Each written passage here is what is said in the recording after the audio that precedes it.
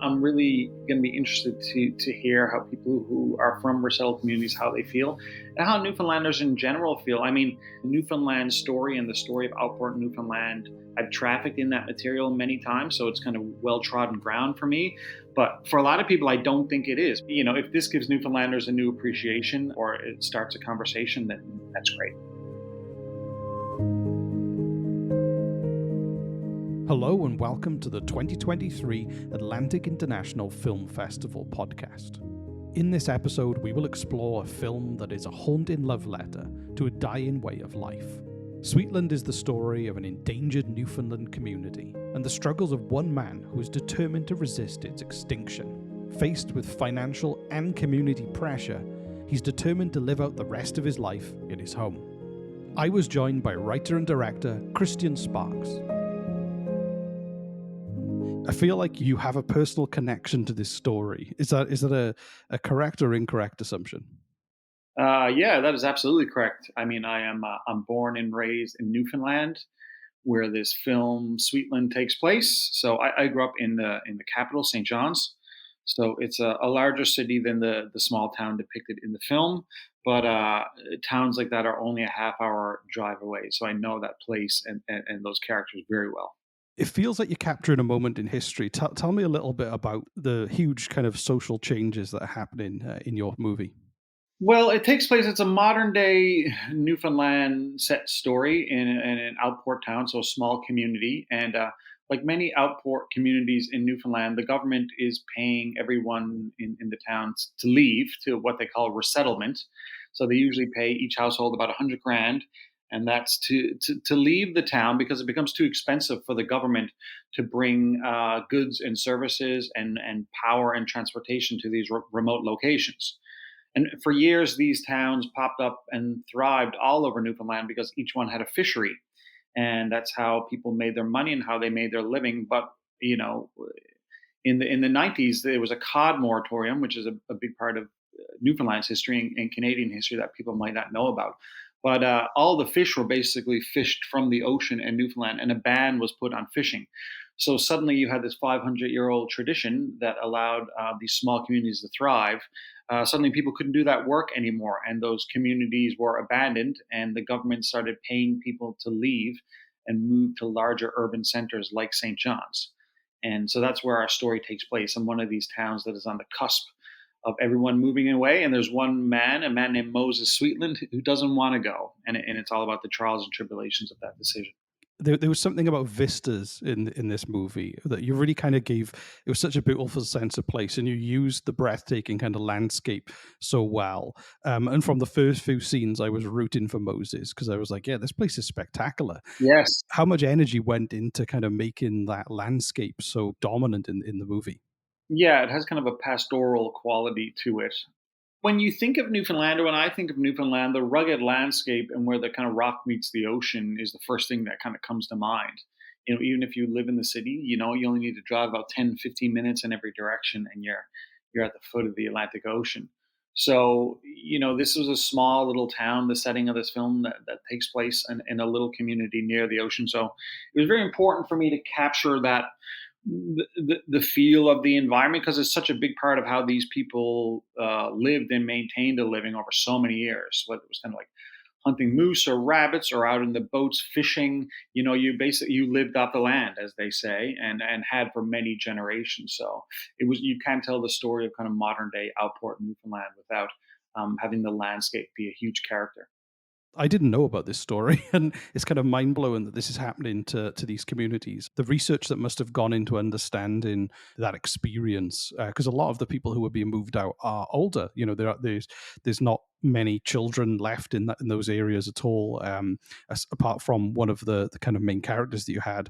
How far did you go into kind of researching and immersing yourself in these communities to write this?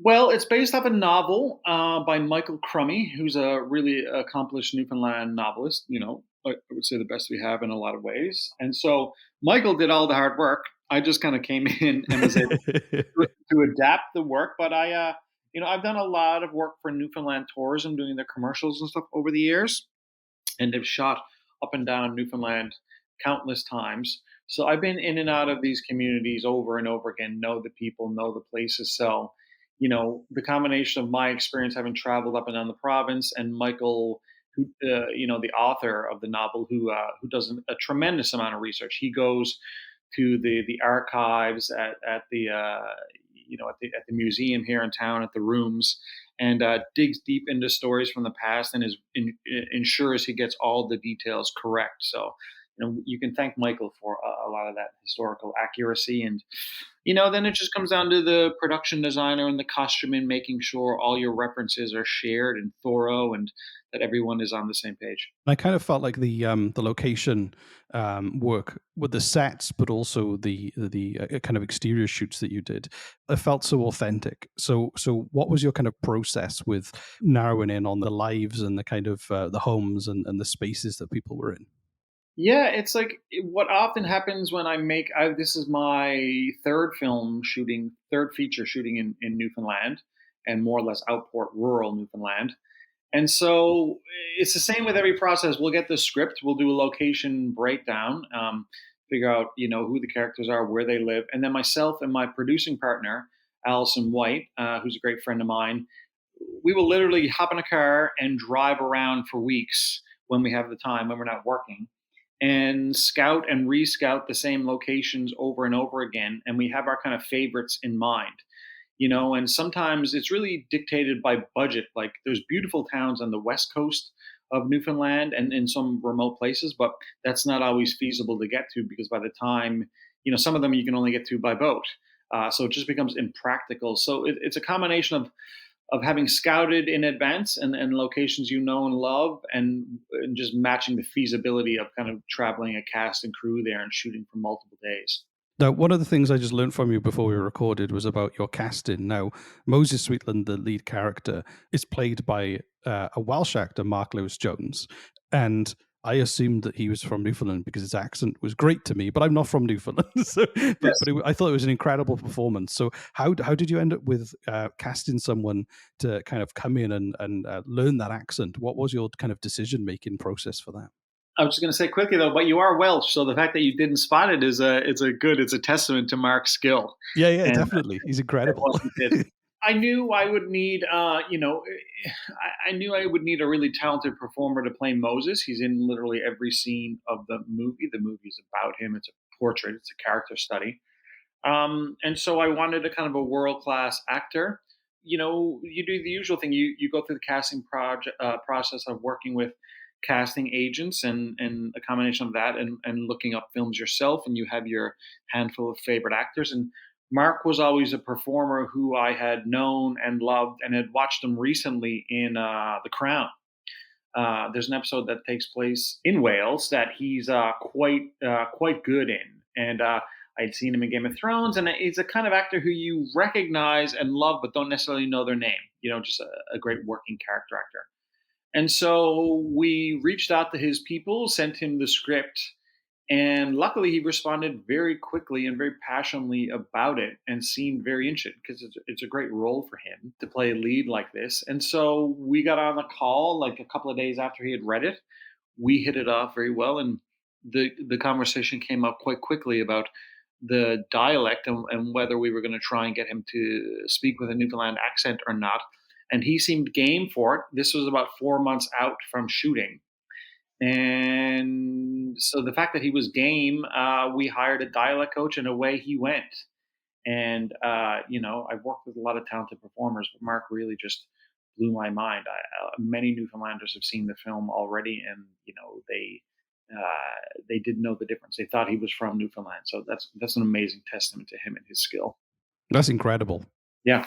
And I think as well, like there's not too much of a difference. It's not. It kind of is very steeped in that kind of Celtic pronunciation, and so I imagine it was, from his Welsh background as well.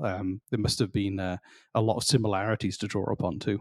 Yeah, I wonder. It's hard. I'm not a performer, so it all seems very difficult to me.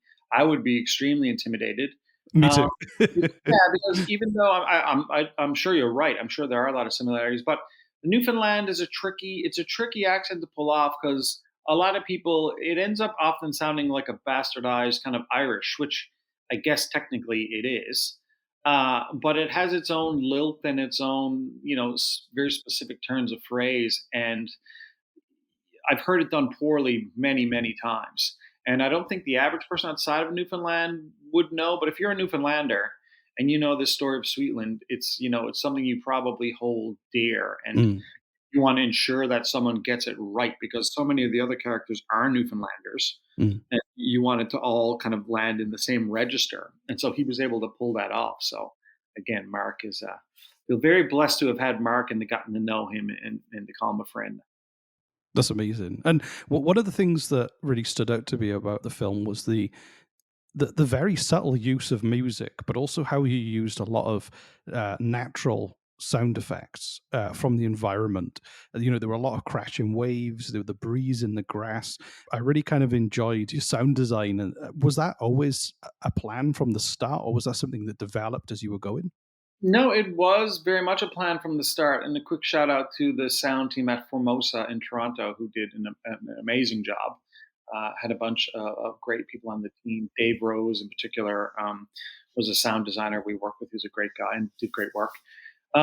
If anything, I had actually thought this sound might go a bit more abstract and a bit more impressionistic than it's ended up being in the film. In the film, it's like still very present and very rich and evocative, but I would say it sits in a fairly naturalistic place.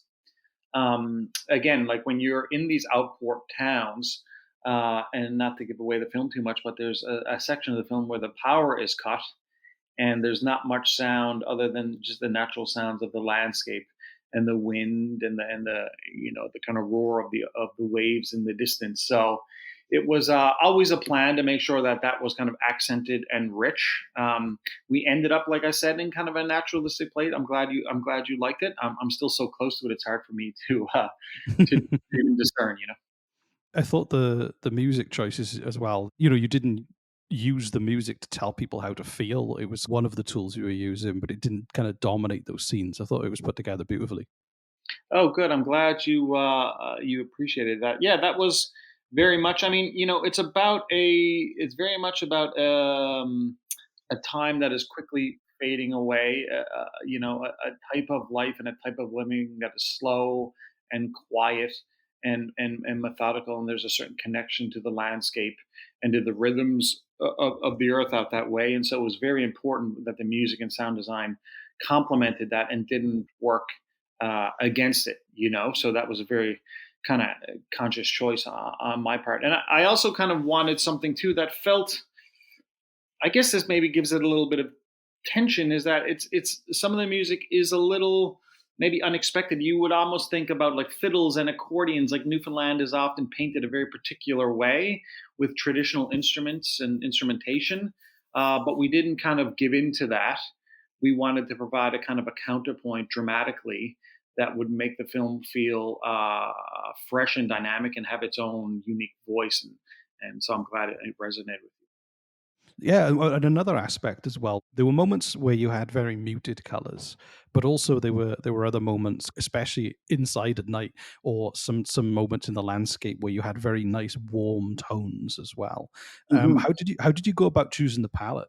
The same way I kind of always do, and a lot of that is just referencing other films, paintings, photography, artwork. Always work very closely with the production designer Anne Christensen, who did a great job, and her husband John.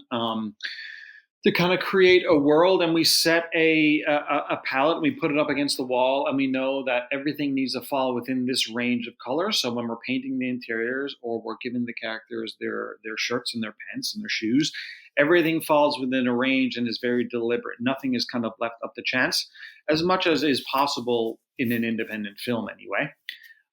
So that's a very conscious choice, and that's actually one of my favorite parts. I went to art school and always loved graphic design. So doing what they call a lookbook or a bible for a film and creating the visual tone, the look and feel is something I really get off on. So I put a lot of work into that in advance and make sure that I see that through with my other collaborators when the film is made. Because sometimes you see people make these things and then it all falls by the wayside.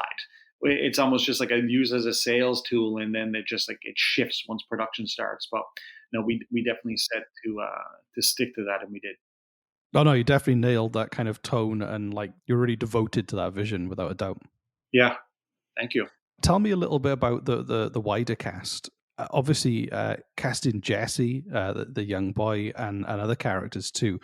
How did you kind of build this community?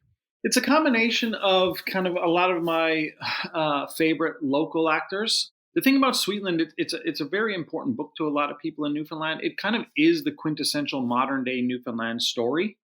So I kind of wanted to have some quintessential modern day Newfoundland actors as well. It seemed very fitting. So, Mary Walsh is in there, who a lot of people will know from 22 Minutes and Codco. And, she's quite well known nationally and certainly in Newfoundland. She's part of a legendary comedy troupe called Codco, there was another member, Andy Jones, who's a really great performer and beloved here in St. John's, and he plays Duke, the friend who owns the barbershop in the film. Clara is played by an actress named Sarah Canning, who's Newfoundland born, has gone off to kind of be on the West Coast in Hollywood. She's been in a bunch of big productions, but definitely holds Newfoundland near and dear to her heart. We had bumped into one another at a film festival a couple of years ago, and driving in a van to an airport late at night, the topic of Sweetland came up, and she talked about how much she loved the novel. And I said, I'm actually making a film about this, funny enough, this exact novel. And she said, I would love to be in it. And lo and behold, it came to be. So that was a great little story. And then Jesse was a particular challenge. He's the young boy, Sweetland's autistic nephew. It was important for us to at least audition a bunch of autistic children and try and be as true and authentic to that role as we could. We looked in Newfoundland, worked with the Autism Society here, and then we looked nationally as well. I actually found a boy from across the country in British Columbia who had never acted before, who we managed to get a tape from, and he blew us all away. And we put him in acting classes and then put him on a plane with his parents, and he came over to Newfoundland for the summer and had like a whirlwind adventure as his first kind of acting role. So it was quite an experience for him, and he does a beautiful job in the film. He has a very fragile quality about him. No, definitely, and he's very distinctive looking. He reminds me a lot of my youngest son, who's kind of got similar white blonde hair, and Yeah. he really stands out in the movie for certain.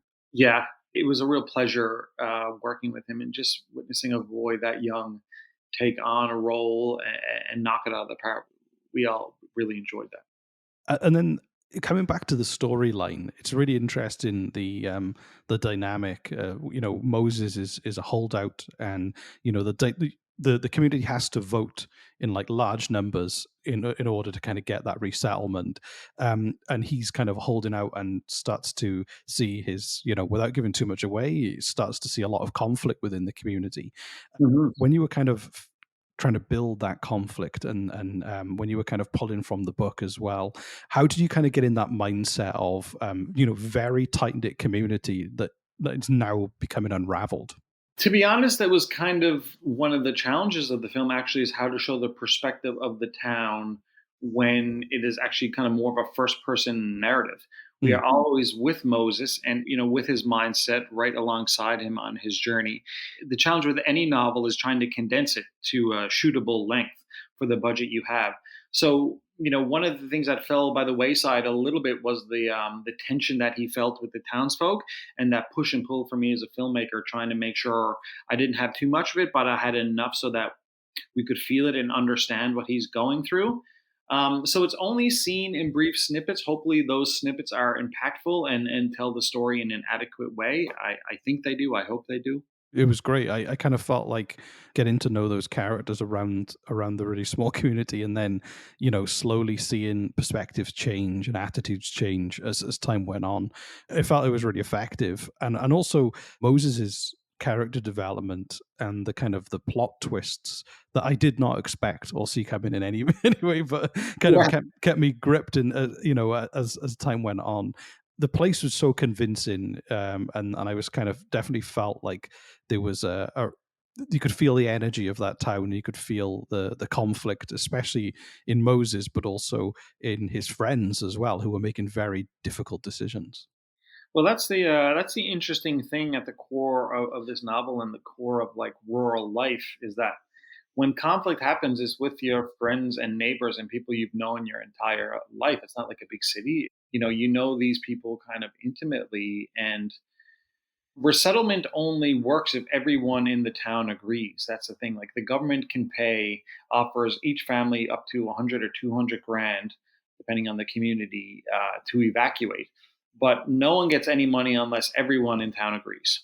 So you can imagine when you have kind of like, in this case, there's his young nephew Jesse who's autistic and could really use to move into the city and receive some help from doctors and some like modern professional help. The fact that Moses is keeping the boy from this, that becomes a real point of contention. Moses thinks he's obviously being outdoors and hunting and fishing is what's best for the boy. But I mean, he's a 75-year-old man. There's a lot he doesn't know. So it's not hard to imagine tensions really riling up between these people when they stand to lose a lot. I touched on it a moment ago with the twists, like especially in the last third of the movie. It kind of keeps taking you places you didn't expect, and I loved the resolution as well. The end shot, which I'm not going to give too much away again, but just that end shot was so powerful and kind of for me really framed the legacy of those places and those communities. Was that a visual you had in your head, or was that kind of something that you kind of came up with towards the end? It was just it was just a very powerful end frame. Yes, that's I love hearing you say that. I feel the same way, and I felt that way when I read the novel. So the novel is more or less the same. Some of the details change, but at its core, that's the image that the novel ends with as well. And to be honest, there was times when I read the novel and I love Michael's work, but I wasn't sure if it was the best fit for a cinematic adaptation. Just because something works at prose doesn't necessarily mean it's going to work as an hour and a half, 2 hour film. Um, but by the time I came to the novel and that last image unfolds the way it does, there's something so rich and symbolic about it, and it speaks to a whole history of a people and all the sacrifice that's been made and the legacy that lasts. That I just felt like compelled as a Newfoundlander to put it on screen and yeah, and so that was actually a huge driving force. The ending, I was always felt like I was working towards that. That was the kind of guiding light that kept me going. It worked. It's not the ending I expected from the movie when when I was kind of 15, 20 minutes in from the start. It was Yes. great. You took people on that kind of in that direction and on a really gripping story. Oh, good. I'm glad. Yeah, it's always a fine line. Hey, when you because we were going for a naturalistic and, for lack of a better word, kind of European approach in a lot of ways. More slow, meditative, allowing scenes to play out in kind of real time, as opposed to like trying to like guide the audience's emotion the entire time, the way a lot of commercial films do. And so that's always, I don't necessarily want to say a risk, but it's you have to be aware if you make a film that way, there's only going to be a particular audience for it, and that's just what it is. And you really have to kind of stick to your guns. But luckily, I love those films, and I felt I picked a cinematographer and other collaborators who love them as well. So we were all on the same page about that. Oh, amazing. Yeah. And I've got to ask, what did Michael think about your adaptation of his novel? I think he was quite pleased. I didn't even show Michael like I had been in contact. He knew I wanted to adapt it because we optioned the book from the publisher, and I went away and wrote a draft on my own without advising with Michael or showing him anything. And it wasn't until I had it in a good place that I reached out and sent it to him because it was important. I had to take ownership. If you're going to make a film, you want to pay respect to the author who's done such a beautiful job, but you also have to make it your own. If you're going to put your name on it, novels and films are very different things. Luckily, Michael seemed very pleased. I think kind of surprised in a way, maybe glad that I didn't totally screw it up on him.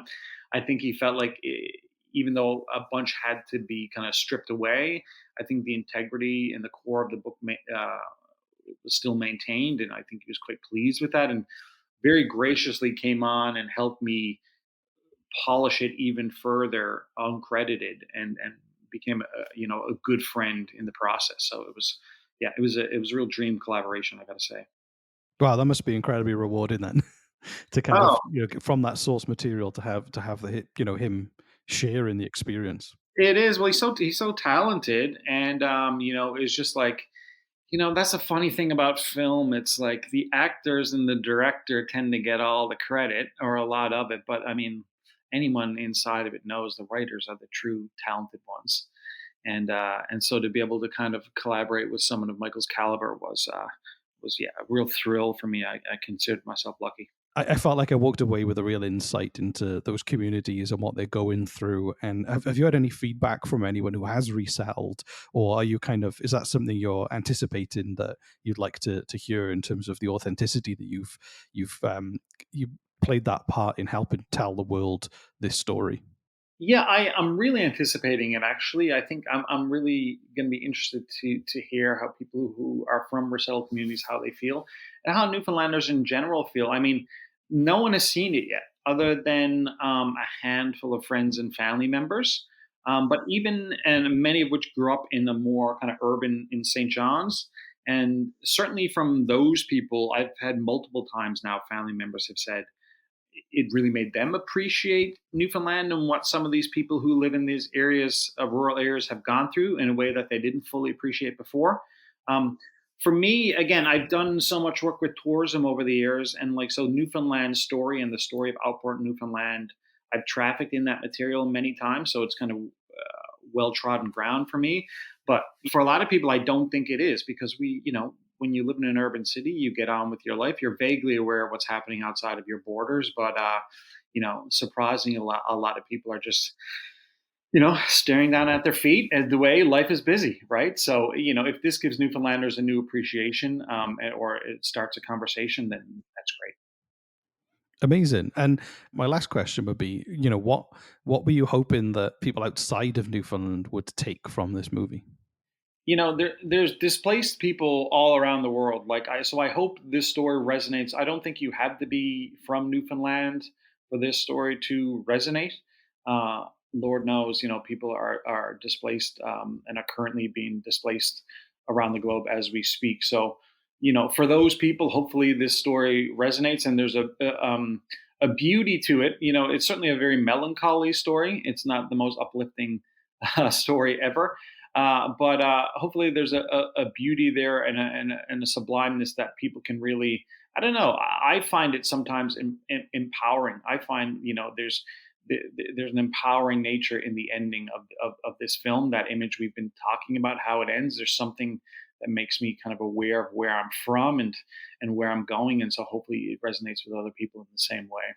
As someone who's never been to Newfoundland and someone who wishes he gets an opportunity to go there soon, I left with an impression of I felt like I knew much more about those kind of rural communities and the social dynamic, but also the beauty, and the tight knit kind of communities that have existed. So yeah, I feel like it's a great kind of love letter that you can share with the world. Oh, excellent. That's a great way to put it. Well, I'm glad you feel that way, and hopefully it resonates with other people in the same way. Great. Thank you so much for your time, Christian. My pleasure. Thanks for having me.